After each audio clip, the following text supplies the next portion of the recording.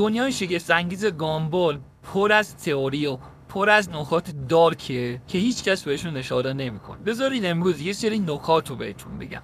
یکی از بزرگترین نکته‌های خیلی خیلی خیلی دارک این انیمیشن مربوط به یکی از قسمت‌های فصل 1 این انیمیشن که ریچارد به خاطر یه سری شیطونیایی که می‌خواست مانیکور بکنه اومد و یه دونه مکملی که حالت صبحونه آماده طور داره رو برای خودش خرید تا بخوره و در واقع حده های مردانش بهتر کار کنه یا یه همچین چیزی.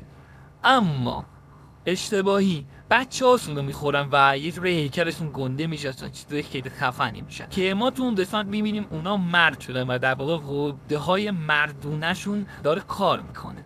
و اینجا یه نکته دارکی آخر قسمت داره که در واقع اون نکته دارک چیه؟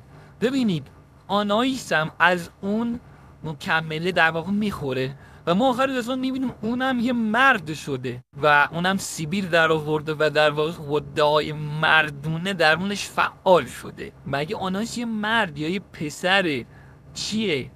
و یکی از تئوری ها اینه که آناییس یه دو جنسه است و ما بارها اینو تو انیمیشن دیدیم که صداش بعضی وقتا کلوف میشه، رفتارش خیلی خشنه و یه سری از این نکات که این رفتارای پسرونه است و حتی بعضی وقتا میبینیم انقدر ناز میشه و ناز میکنه و ادای دخترا رو در میاره یا خیلی دخترونه رفتار میکنه که ما میگیم کاملا دختره، ولی بعضی جاها واقعا پسرونه رفتار میکنه. بعد توی یکی از قسمت‌ها داشت همه رو تو مدرسه کتک میزد که پسرای اون انیمیشن هم این کارو نمیکنن که یه جورایی نشون میده که در واقع آناییس یه جورایی میشه گفت دختر نیست، چون دختر 4 ساله اونجوری نیست. و خب نظر شما توی تو کامنت ها بهم بگید. ممنونم که تا اینجا ویدیو همراه ما بودین. لطفاً چنل ما رو سابسکرایب کنید و این ویدیو رو لایک کنید و منتظر ویدیوهای بعدی و تئوری‌های بعدی باشید.